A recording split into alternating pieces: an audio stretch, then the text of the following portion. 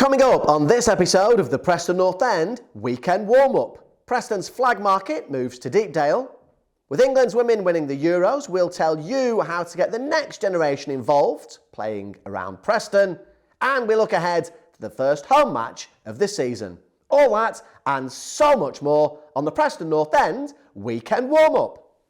Hello and a very warm welcome back to the weekend warm-up, and it's the first home game of the season. We're back at Deepdale, 12,000 season cards, many more match day tickets, which are still on sale, by the way. So let's get straight into it because we're all hoping it's going to be a white hot atmosphere.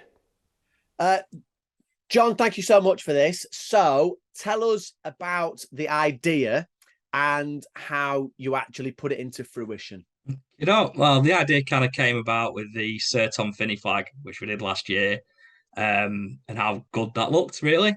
And then I got speaking to Ben at North End about what could we do for next season, looking at other options. So I had a thought about it, looked at like what Newcastle was doing, and thought, well, why can't we do that on a smaller scale, albeit at North End? It kind of went from there, really. Looking at Watford, other clubs, seeing what they do, how they go about it, and kind of think what's pretty unique for how we've done ours is it's all been fan funded and local company funded. Whereas I know Newcastle do it, but a lot of other clubs it's club bought and club paid for. So it kind of started from there really, and it's just took over my summer. It's gone a bit out of hand. Yeah, I know you've put an awful lot of work into this already, and I know that you've got a close-knit group around you who are also putting that work in as well. So give us an idea of how much effort you've had to put in for this, because it's massive. Yeah, well, I can't think of a day since the end of last season where I've not done something flag related, whether it's tweaking designs, emailing, ringing people up, speaking with ground safety, speaking with a club, speaking with fundraising and fundraising like mad. We've had a North End fan who's designed half of the flags. He's done that himself. So that was done by a North End fan. A group have set up called North End Soul we're going to kind of give them the flags. So the idea is that Peony Online have raised it all, done it all, got it all to go, and then they're kind of in charge of it from now. So with them jumping on board, we've been liaising together. So they've been involved in another North End fans redone the drums and reskinned them and refurbed them.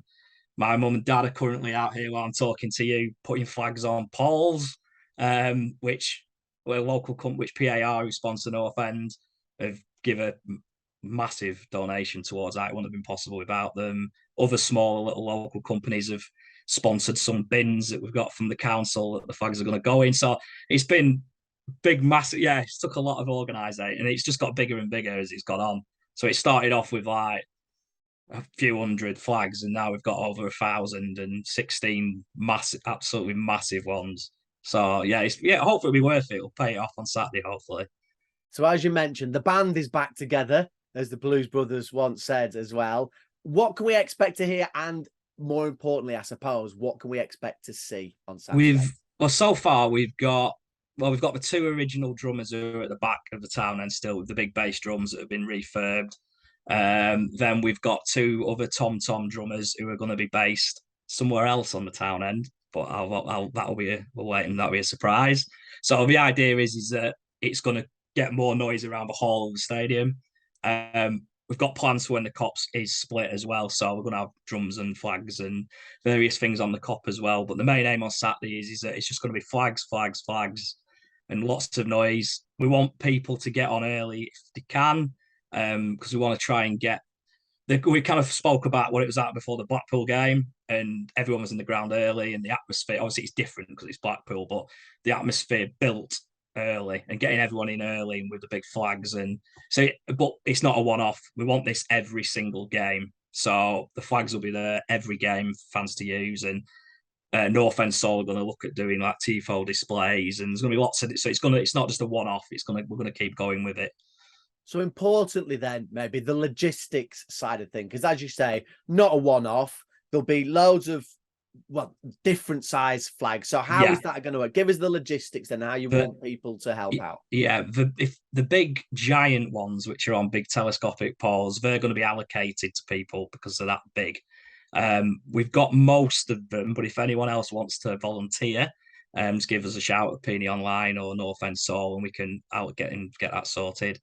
The other flags, which there's 50 bespoke ones, which are quite big, they're going to be available on the concourse for fans.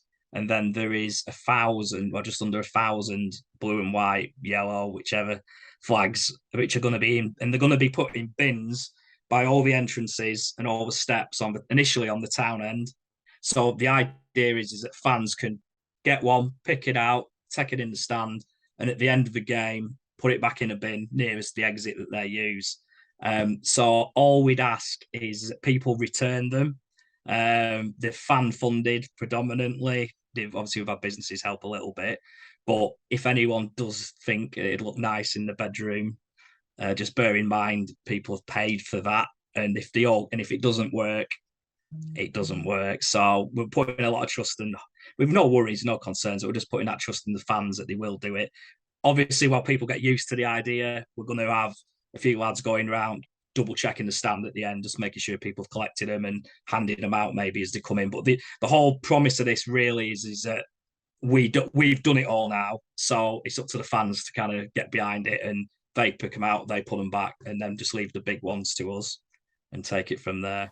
It is going to be brilliant, and North End are trying to make it even more brilliant for you on match days as well. Go online, all the usual places, North End's official website, social media channels, you know where they are. The introduction of beer tokens in the hope of speeding everything up when you get your half-time refreshments. Have a look online, all the information, as we say, is in the usual places. So we're coming home, and talking of coming home, thank you, Hannah, for that little crowbar it in there. Of course, wasn't it fantastic watching the women win the Euros last weekend? It was fantastic, winners again, and we hope inspiring the next generation. Now then, Courtney McPherson. She's only just started at Preston North End Community and Education Trust in her new role there. You may also know her as a sterling defender for the Preston North End women's team. Getting involved, getting out into schools now, wearing the North End badge, and hopefully, as we say, inspiring the next generation for the women's teams. When I went to training and I played a game as well last night, I had this different feeling in my heart, like, wow, the women's game is finally going somewhere. And to have something like that broadcasted on TV, with all the fans as well, yes, we understand that tickets may be a bit cheaper, but it's still the fact that people are now going to watch the women's game, and it's the women's final, and to have that many amount of people going, we could possibly say that now in the Women's Super League and any leagues below it, that we're now going to possibly start to have more fans coming in, because if we get the TV advertisement, then you're going to see a lot more girls playing football. There's going to be a bit more funding and things like that. But yeah, it's definitely going somewhere by winning the game.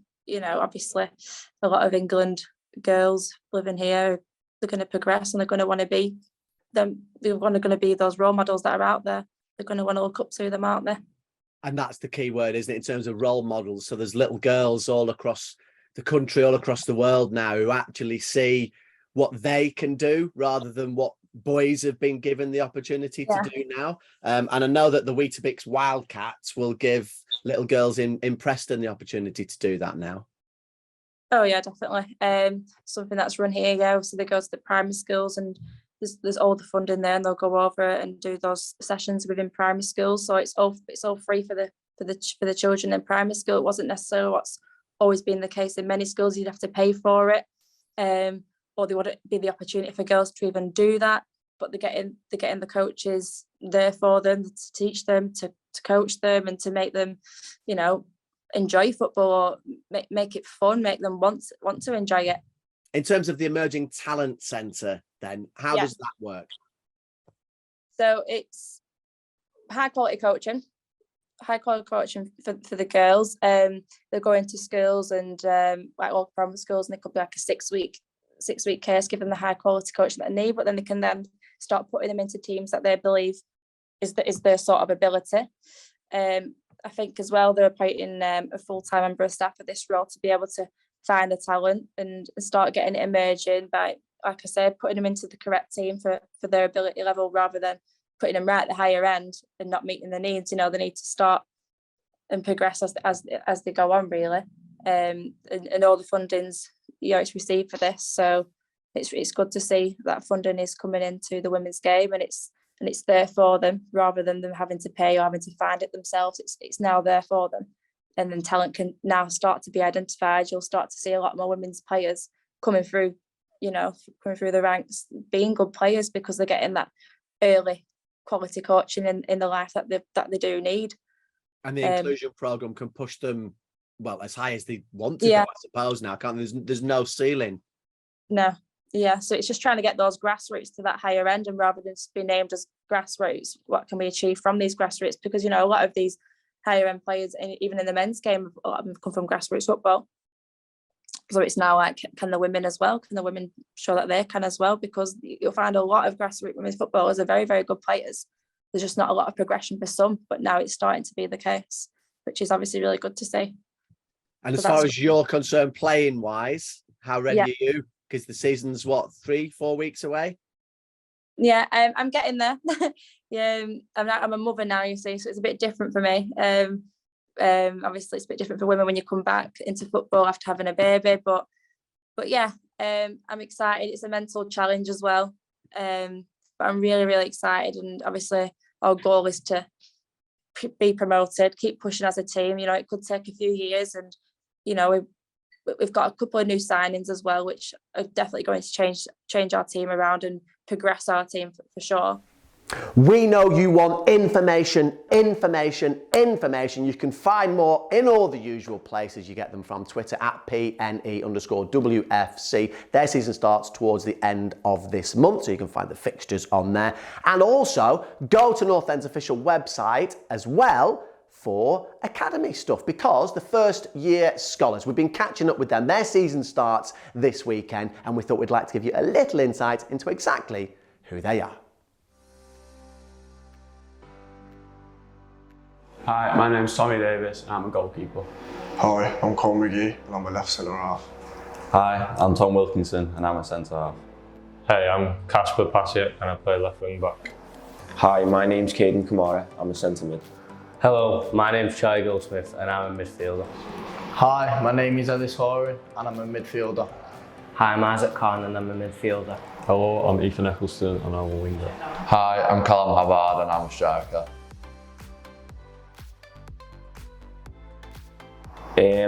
I joined PNE around December last year. My best memory is probably when I got told I'm going to sign a scholarship for the club. I joined PNE just shy of a year ago now.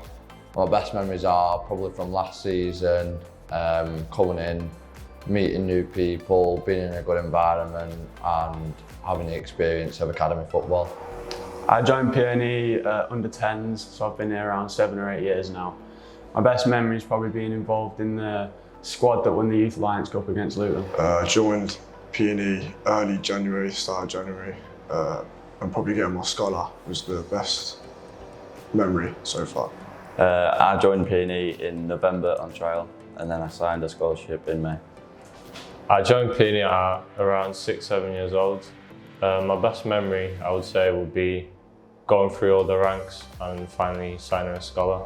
I joined PNE about a year ago and my best memory was scoring at Blackpool Stadium. I joined PNE about 3-4 years ago and my best memory is probably getting my scholarship. I joined PNE under 9s and my best memory is when I signed my scholarship. I joined PNE at under 9s and my best memory was probably my first game in under 9s where I scored a hat-trick.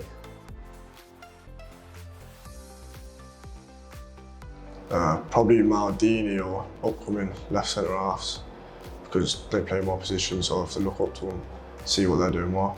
My idol growing up was Messi because he moves the ball like no one else can.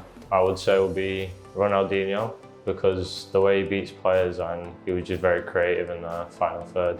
My football idol when I was growing up was Virgil van Dijk because he was a really good one-on-one defender. Growing up, my football idol was Steven Gerrard because since I was young, my team's always been Liverpool and I just loved the way he played.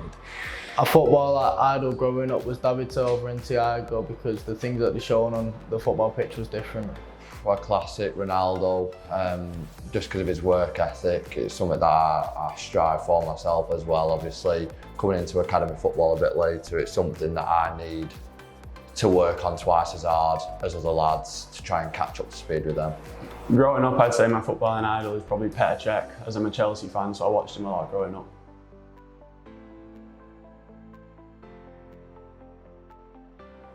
Before football, I used to do kickboxing and boxing. I was national champion for me boxing and 12 times world champion for kickboxing. My hobbies outside of football, chilling with my mates and boxing. Outside of football, I just like to see my friends a lot and go to the gym every now and again when I can fit it in. My hobbies outside of football, spending time with my family and walking my dog. Hobbies outside of football, probably running, going out for food probably. Yeah, just chilling with my mates and going out and having some fun with them. Hobbies outside of football of mine, it's fishing and spending time with my family in my free time. My best attribute is probably my tackling and aggression. I'd say my best attribute will be driving at players, beating them in 1v1 situation to get scoring opportunities. I think my best attribute is probably being bow-footed. I think my best attribute is probably my distribution and my range of passing out to my defence, forwards and midfielders. I'd say my long range passing, as it's quite accurate, and communication throughout the team is a good attribute as well. My best attribute will probably be my hold-up play. So due to my physique and my strength, I like to secure the ball for the team to allow them to progress.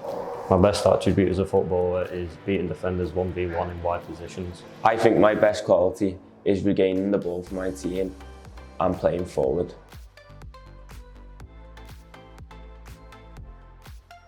I look up to Liam Lindsay in the first team because he plays my position on the pitch. I look up to Alan Brown because I like the way he plays and moves the ball. The player I look up to in the first team would be Robbie Brady, as he's a left wing back as well. The player I look up to in the first team would be Ben Woodburn because I love the way he dictates the play on the pitch. Hughesy, because he's in my position, so I need to look at what he's doing and then put that into my game as well. The player I look up to in the first team is DJ because he gets into positions up the pitch and tries to get shots off on target. My ambitions for the next 2 years are to progress into the Youth Cup and trying to play in the 19s consistently. Play regularly in the 19s team and push to get into the first team training. My ambitions for the next 2 years is to progress into the first team and get a professional contract. Gain a pro deal and then hopefully play for the first team here. For the next 2 years of my scholarship, hopefully just try and get into the under-19s team and then further on from that try and sign professional here at Preston. My ambitions for the next 2 years is to hopefully get a pro at the end of my scholarship. My ambition for the next 2 years would be playing regularly with under-19s and then signing a pro at the end of the 2 years, hopefully. Ambitions for the next 2 years is to get back fit and not to get many more injuries, so then I'm on the right path. My ambitions in my scholarship is just to keep on playing well and be up with the 19s. An ambition for my scholarship is probably to reach a pro contract and try and break in the first team.